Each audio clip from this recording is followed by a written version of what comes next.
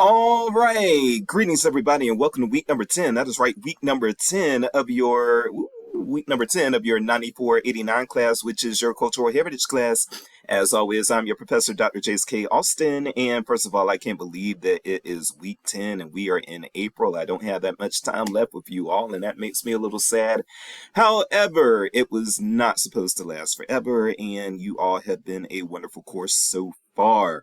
With that said, yes, we've got a state of the course update. This one will a state of the course update, and then we're going to talk about art theft a little bit in this video. So this one will be about 30 minutes long, unsped. Of course, you can speed it up.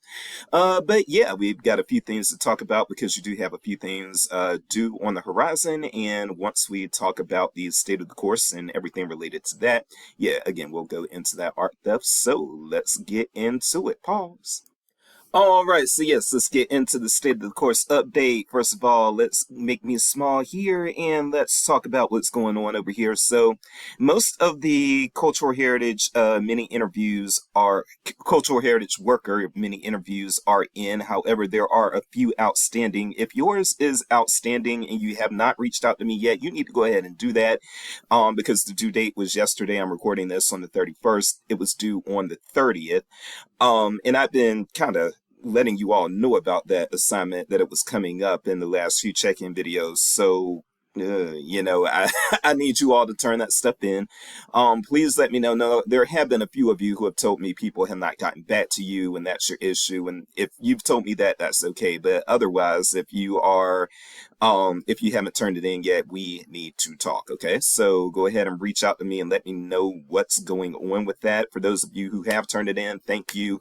Again, this is vocational guidance. This is for you. The reason why I have you all do that particular assignment is so that you all can learn from each other about what cultural heritage employment opportunities are out there. There is a lot that falls under the umbrella of cultural heritage, and a lot of you may find yourselves wanting to go into some unorthodox, should I say, unorthodox just realms of cultural heritage even after you get this degree of library science. Yes, it mostly prepares you to be a librarian, but you can parlay it into cultural heritage work of different kinds, including not just archiving, but museum curation, but also working festivals, being part of humanities councils, and that sort of thing. So, yes, I want you all to be aware of the various opportunities that are out there. So, I need you all to get that assignment in, okay?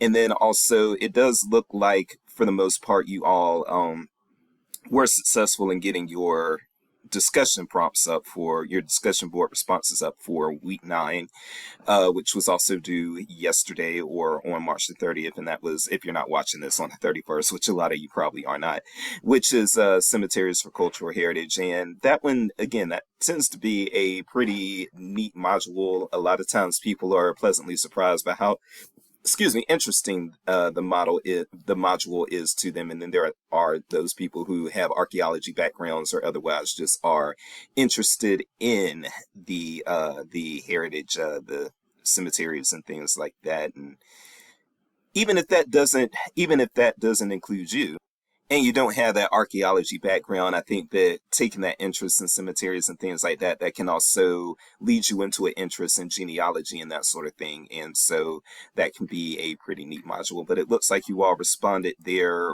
pretty well. Now, when it comes to what we've got on the horizon or what we've got due this week, first of all, the midterm quiz. Some of you have already taken it. Again, take that midterm quiz. I do not want you all to be late on the midterm quiz. I've been talking about it for a few weeks now, and it is very easy. It should take you, again, no more than about 5 minutes to complete. It's open book. Get in there and do it. I believe that everybody can and should have it done by April the 5th. Okay. So, and if you think that there's going to be a problem, please again, reach out to me and let me know so that I know to expect that there is an issue, whether it's due to health. Most likely, I see that a few of you are having health issues, or if it's not due to health, then, whatever the case may be, just open up the communication with me so that I know what's going on. And this is something that we're going to be dealing with when it comes to what's going on with Iran right now. And in fact, I'm probably not even going to talk about, well, I'm not going to talk about this week's prompt. First of all, I talked about it in a previous check-in video a few weeks ago, but also you all you're going to see a bunch of stuff about it in the module itself. You're going to see a bunch of stuff in the news if you're watching the news. I don't want to belabor that point, but yes, get that midterm quiz done on time on Sunday. And then also, please, everybody do the discussion board prompt by Sunday for this week, okay? And then also remember that your four most important cultural heritages paper for community is going to be due a week from Sunday on April the 12th. I know it took me a long time, but I finally got all your papers graded during spring break. A lot of you had actually emailed me for one reason or another during spring break, and you all were like, and I hope you're enjoying a restful spring break. Just so you all know, professors don't rest during spring break. That's a catch-up week. So I had the great e-portfolios during spring break as well, but I also caught up on some grading here and some grading in the reference classes, okay? And then I also had to review a chapter markup. I did work on spring break, so I also just if you care, I also reviewed a article for Public Library Quarterly. I'm one of their reviewers, and then I also um, had to review my own manuscript for a book chapter in a academic library's textbook that's going to be coming out later this year that I contributed a chapter to, and I had to review my proof for that. So yeah, there was plenty that I was doing during spring break. I was also advising because the new students most of them have advising dates. I mean, most of them have registration dates this week, so I was advising them last week. It was a whole thing. So yeah, don't think that I just slacked off on spring break. No, I continued to work as I always do. And so, yes, it wasn't a restful spring break, but it did give me an opportunity to finally get those papers graded. So you should have your feedback. Please be mindful of the feedback from your first paper as you are doing your second paper. If I told you that there was something you can improve on, please go ahead and improve on that. And then also, if I said that there was a challenge that now that you've had more readings in the class, I was challenging you to expand on your recall or your incorporation of cultural heritage theory and concepts and that sort of thing. Please, by all means, do that as well. But I will say that, yes, you all did a pretty good job overall, you all did a really good job on the cultural heritage site visit papers. That was your first paper. Okay, so very pleased with that. And then please also know that Cassie is going to be coming in. Cassie Clark will be coming in for our final sync session on April the 14th. So that will be 2 weeks from today. Today I'm recording this on March the 31st, which is a Tuesday. It'll be 2 weeks from today. And again, I know that you all thoroughly enjoyed, a lot of you did, our visits with Josh Shepard and with Stuart Hines. Again, in case you didn't catch this, because I know the check-in videos are optional and some of you watch some of you don't watch any, some of you watch all of them. But if you didn't watch the previous ones, I do want to let you know, yes, Cassie's going to be a little different. She's not going to be one of the ones that you're going to enjoy quite as much as Josh or Stuart if you are somebody who's like liberal and progressive and things like that. But she's going to come at things at a different angle that you all do need to hear and be aware of. She is a conservative, and she's going to talk about some preservation things that are probably not going to be in line with liberal values, and I know most of you are liberal and progressive. She was going to come at some things in a conservative way, but again, when you're doing this type of work, you've got to be able to relate to and speak to people on the other side of the aisle as well. Okay.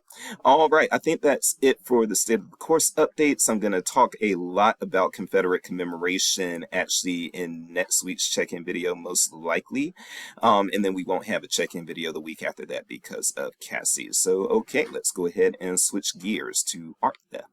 All right, so this kind of, with everything going on with Iran and that sort of thing, this wasn't huge news. It wasn't something that you saw everywhere if you follow American media, but this was certainly something that made waves in Italian news. During spring break, actually, there was a art heist, and the paintings that were stolen, I'm going to link all these articles in the announcement. The paintings that were stolen, this was on March the 22nd.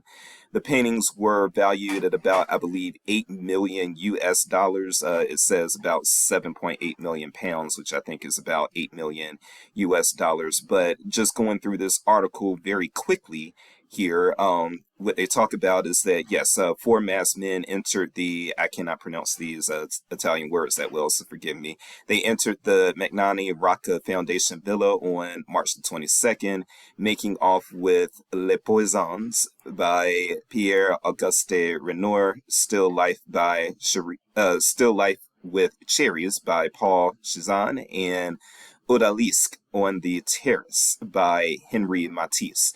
The gang was in and out in 3 minutes. So this is some very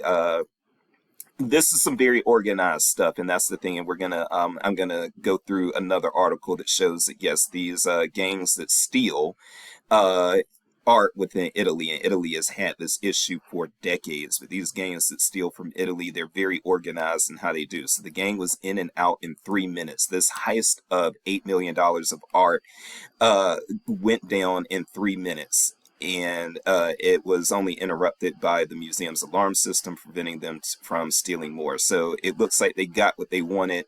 I mean, they didn't get what they wanted, but they got enough before that alarm system kicked in. And then once the alarm system kicked in, the thieves were out. But that was within 3 minutes. So you can take $8 million worth of stuff within 3 minutes if you have the sophistication.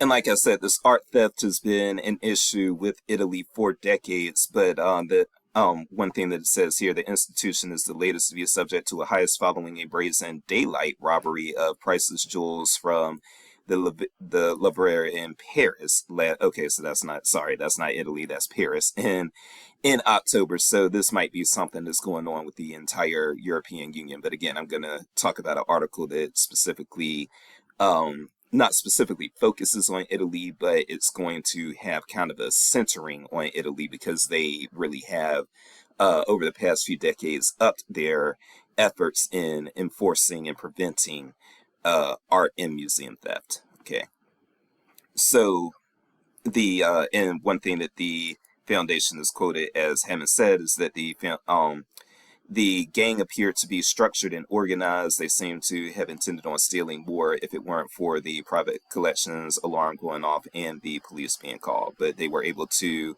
escape getting over a fence. And the thing is, once these types of things are stolen, they go on the black market, and apparently recovery in Italy has been decent compared to recovery of stolen art in much of the rest of the organized world, most of the rest of the developed world, as we say. But it certainly is still a challenge to recover these things. So, and with that noted, the other piece that I want to kind of show is that, and you can read this for yourself if you have an interest, but all three of these pieces were over a century old. So that's another thing that, 1922 was the youngest one, but we're in 2026. So, but we had one from 1890, 1917, and then 1922. So we're losing history there, these things being, again, over a century old.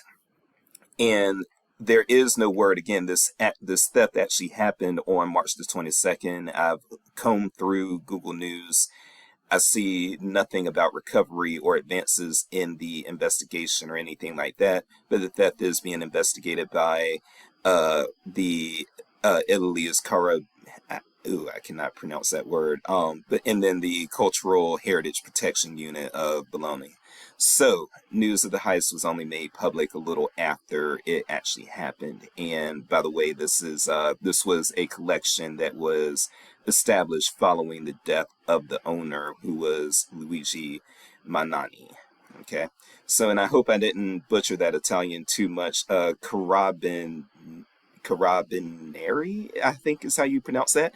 But they're going to be mentioned in in the other article that I'm going to talk about. So I'm probably just going to highlight the word as I'm going through there, just in case I butchered that. Okay.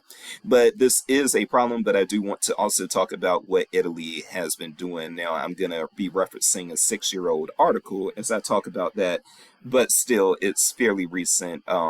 in terms of the articles that are out there about Italy's stepped up enforcements. And so hopefully the information, even after 2020, is still relevant and fairly up to date.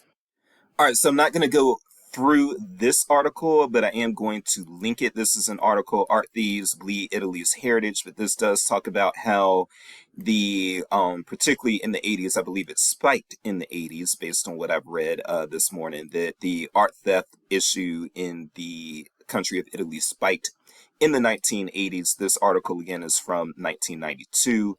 It was printed in the New York Times in 1992, but so read this for a little bit of historical context if you are interested in this information. But what I want to get to from here is an article this one was published in 2020.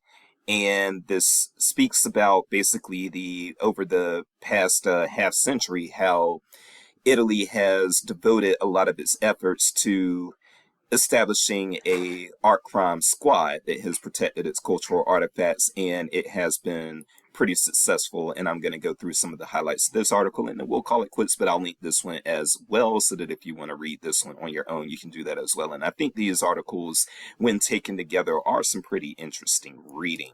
So this starts out by this starts out by saying, in the late 60s and early 70s, thefts from museums and archaeological sites were on the rise, and in an effort to protect the cultural property, nations convened and drafted the 1970 UNESCO Convention on means of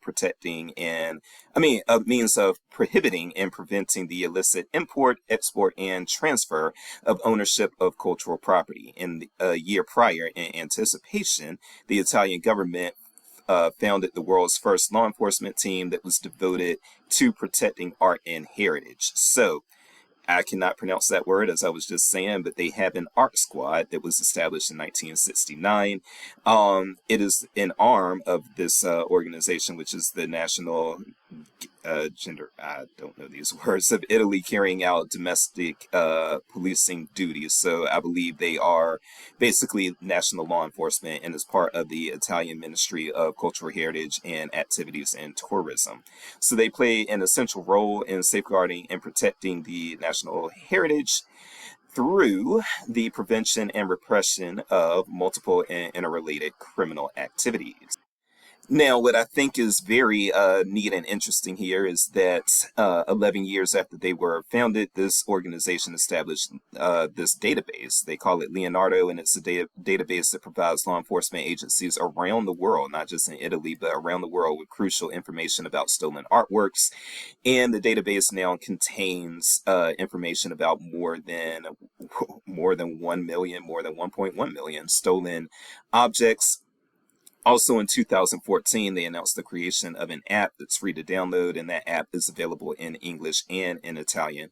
It allows users to input a photo of an artwork and search for a match on the stolen art database. So this is a very progressive thing that they did. It's something that, I wish that it was something that was even more expansive than it apparently already is, but this is definitely a huge tool to fight the theft and the theft and the looting of cultural heritage. And as somebody like me who cares about cultural heritage, this is definitely a big deal. And I do wish that we had something that was an American equivalent to this. Again, this app that was created in Italy does have an English version, but still, what we're going to see here as we scroll down, and this is disappointing, I wish that we put the effort into protecting our cultural heritage from theft the way that Italy does. But I also don't know if the problem is the same here. So what you're going to see is that there are only about, at least back in 2020, there were only about 20 FBI agents that were specifically